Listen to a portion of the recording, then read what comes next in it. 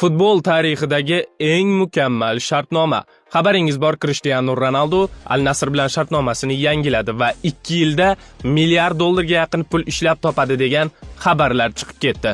Bugun shuni chuqurlashtirgan holatda sizlarga tushuntirib o'taman. Videoga like bosishni va kanalga obuna bo'lishni unutmang. Demak, boshladik.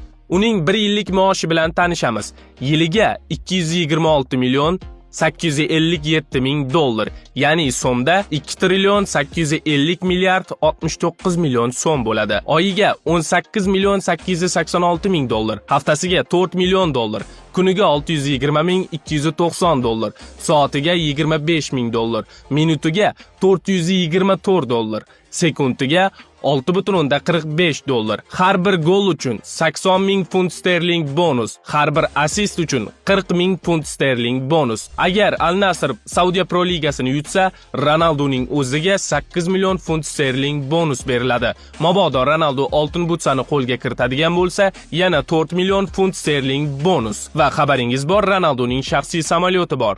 Uning xarajatlari, yoqilg'isi, uchuvchilar oyligini ham Al Nassr tomonidan to'lanadi va u uchun 4 million funt sterling ajratiladi. Shuningdek, 16 kishi, 3 ta haydovchi, 4 ta uy bekasi, 2 ta oshpaz, 3 ta bog'bon va 4 nafar xavfsizlik xodimi to'liq ish kunida Ronaldoning uyida ishlaydi va uning ham oyliklarini Al Nassr qoplaydi. Siz bu videoni ko'rguningizcha u 800 dollarga yaqin pul ishlab topdi. Xo'sh, sizningcha futbol tarixida bundan ham mukammalroq shartnoma bo'lishi mumkinmi?